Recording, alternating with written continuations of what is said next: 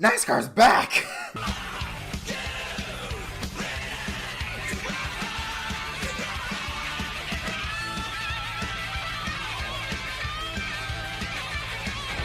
Yo, what is up everyone, my name is Erik from NASCAR on MDK, and welcome back to another episode of Inside the Lines, the first episode of 2020.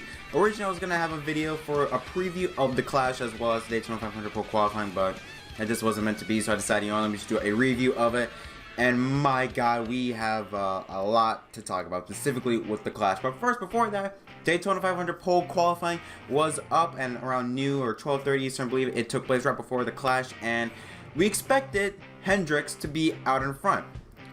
However, the pole winner was in a Hendrick engine, but was not from Hendrick Motorsports. In fact, it came from an unlikely team, the underdog team of JTG Dogtree Racing. The driver? Ricky Stenhouse. Yes, the driver that we have been memeing to the ground for being a driver that cannot contain himself, seems to be caught up in every wreck, or wreck every driver that's in his way. He goes out and wins the pole for the Daytona 500 next Sunday, and it was a shock. Mainly because of, with Ricky Stenhouse, none of us thought that he would be anywhere near the position that he was at Roush Fenway. In fact, some people might have viewed it as a bit of a downgrade compared to where Roush Fenway is now, specifically with the 6 car and Ryan Newman and what he's done with that team. Many people thought that JTG, or going to that team, was a downgrade, but nope, he goes out there and wins the pole. Alex Bowman will start second in the field. That's his third straight front row start. I believe last year he won the pole. No, last year he qualified second. The year before he won pole, and this year he qualified second. Those two spots are the only ones that locked in. If you want to catch up the duels, it takes place next Thursday at 7 p.m. Eastern time on FS1. So that was Daytona 500 pole qualifying. Nothing really big there besides that story. For those who wonder where Jimmy Johnson qualified, I think he qualified 4th place, so very close there. He's going to start on the outside front row in duel number 2 with his teammate Alex Bowman. And the reason why I say that was because a lot of people, including me, expected Johnson to win the pole, because since 2015, it seems, or not even 2015, since 2013, people have viewed Daytona 500 pole qualifying to be rigged. 13, Danica Patrick wins pole. 2014, Austin Dillon in the 3 for the first time wins pole. Gordon in his final start wins pole. 2016, Chase Elliott, who replaces Jeff Gordon, wins pole. 2017, I believe it was Chase Elliott again, so not really the trend sort of, or the conspiracy sort of stopped there. 2018 though, Alex Bowman, who replaced Dale Jr., wins pole. By the way, Jr. qualified second on the front row in the 2017 500, so I guess it sort of continued. 2019, Byron, who now drives in the 24 car, wins pole.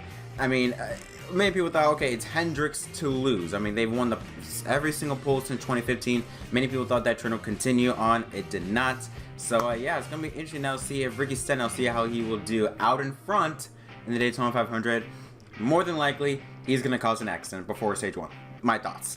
But then later on was the Clash, the Busch Clash at Daytona. For the first time, Busch now becomes the name or the sponsor of the race since 1997.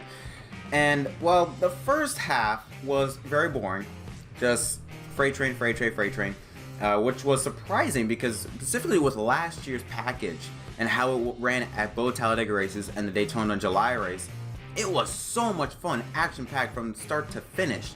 But this race didn't get going the first half of the race. There was an incident on pit road where the Toyota group and the Ford group, after the competition caution, this is around I think 25 or so laps ago, I want to say, where all the Ford and Toyota drivers came on pit road. One of those drivers included Erik Jones, who slid past his pit stop, and yeah, he was I think then 1 lap down, which we're gonna get to Erik Jones in a minute because my god, the race was just a mental after that. But after that pit stop happened, then we started to notice the Chevy group. They were slow, and many people thought, were they trying to save fuel? Because it was starting to become maybe a fuel mileage race, because Chevy, the Chevy team, and by Chevy team I mean all of the Chevy cars, they last pitted I believe before or at the competition caution on lap 25, so they had to come onto pit road, and they were just stay out on the racetrack all in one single file. But the interesting thing about that was that they were still going slower than the Ford and Toyota group. And the more interesting part about that was the Ford and Toyota drivers, specifically with Keselowski, Logano, I think even Hamlin, and maybe Kyle Busch, I want to say, they were racing each other. They were like battling for the second half of the field, I think 9th on back. and they were catching up to them, and then eventually, with I think 15 or so laps to go, they caught up to them. And that is when things get good. 9 laps ago, everything goes off. The first major crash of the event, Joey Logano tries to block Kyle Busch one time too many. Busch gets loose, slides up right in front of Brad Keselowski, collecting Joey Logano, and even Ryan Blaney and Jimmy Johnson get a little piece of it. The 3 big drivers of the race that were dominating wrecks with 9 laps to go. Here's another view of it. Busch, it looked like he was about to save it, but ultimately could not do so. Restart with 6 laps to go, and we already get a caution before we even took the restart. I mean, William Byron loses it, collects 4, 5, 6 drivers. Truex gets involved, Larson spins in the grass, Boyer involved, Truex still spinning, Harvick was also involved, I believe. There you see Byron, the left side of his car completely mangled. And here's what happened. Now, from that point of view, it looks like William Byron got turned, but from another point of view, Byron just lost it. As soon as he hit the gas, Byron just lost the car. It was the weirdest thing I've ever seen, something that came out of ARCA. Anyways, overtime, 1 out of 3 attempts, Denny Hamlin gets a huge shot from the 9 car, Chase Elliott entering 3, but then loses a tire right in front of Almirola and Blaney. Boyer and Logano slides up to in front of Jimmy Johnson, who hits the outside wall hard, collects another 5, 6 or so race cars. Just look, that looked like a junkyard there. Harvick, Blaney, and Almirola there just destroyed their race cars. Kurt Busch also involved. And here's another view. I believe Hamlin, he said he lost a right rear tire, which surprising because I thought Hamlin came onto pit road, but apparently not. Loses it right in front of the field. And that brings out another overtime. Attempt number 2, and we back under caution. Larson tries to block Chase Elliott, does not work. They make contact, and Chase Elliott spins, or Larson spins. Chase Elliott gets slammed into the wall, collecting Erik Jones as well, who got back on the lead lap, I believe, around this time. Those 3 are involved, which then sets up, you guessed it, another caution. 6 drivers remained. Out of 18, 6 remain, and only 5 are in contention, because Denny Hamlin in the back end, that 6th place, he was 1 lap down. 7th place, I should say. He was 1 lap down. But anyways, the final restart, Ryan Newman gets a huge run on the 3 car of Austin Dillon, gets by him, but Dillon tries to side drive. Meanwhile, on the outside lane, Larson gives a huge push to the 20 car of Erik Jones, pushes him to the lead in a mangled up race car. Then Larson jumps in inside, tries to get around the 20 car, which he does successfully in the middle of 3 and 4. But look who's on the outside. Denny Hamlin. Remember, he's a lap down, but he is teammates with the 20 car. As Jones tries to make it, forces way on the outside lane. That gives Newman the race lead at the white flag. And then you see Hamlin pushing the 20 car of Logano, of Jones, I should say. Jones, he is battered up race car. Looks like he came out of a junkyard. The 11 car of Hamlin's 1 lap down. His car looks like it just came out of a junkyard.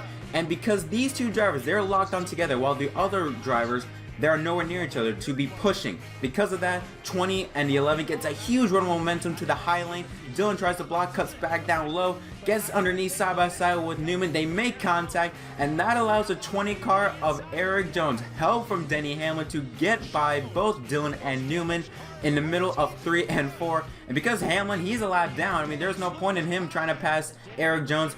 He pushes Erik Jones to the win. Michigan's Erik Jones will win his first Busch Clash in a car that, like I said, it looks like it just came out of a junkyard. It was the craziest Busch Clash I think I've ever seen. And I think even Mike Joy even said that this race went down as the longest Busch Clash in history. So Erik Jones wins, Austin Dillon in 2nd, Clint Boyer 3rd, Kyle Larson in 4th, Ryan Newman in 5th, Denny Hamlin in 6th, and drivers 7th to 18th, they did not finish the race due to accidents. So Elliott, Blaney, Logano, Almirola, Jimmy Johnson, and Kurt Busch in the 12th spot, Kevin Harvick in 13th, William Byron 14th, Alex Bowman 15th, Martin Truex Jr. 16th, Brad Keselowski 17th, and Kyle Busch rounds out the field in the 18th spot. So what would I give this clash? Oh man, I don't even know if it was borderline between entertaining and just flat out stupid. I mean, this race, it went from 0 to 100 real quick. The first half was nothing. Nothing happened in the first half, or I should say the first half up until the competition caution. Then it started to seem like, okay, we might even have a fuel mileage race, which was pretty interesting to see how that unfolded. Then that first caution came out with Keselowski, Logano, and Kyle Busch, and then everything just went haywire. No, it looked like drivers were not using their heads. I mean, I still don't know how Byron loses it on the restart like that and collects that many cars in the process. And I legit thought we were going to see a Talladega Nights episode with just 2 cars on the racetrack, and they do battle on the 1v1 for 2 to go. That's what I thought was going to happen, for real. I really legit thought that was going to happen. Either that, or all 6 cars get caught up in a wreck and no one wins, or no one makes it back. But yeah, congratulations to Erik Jones. He wins the Busch Clash in his the first time in his career.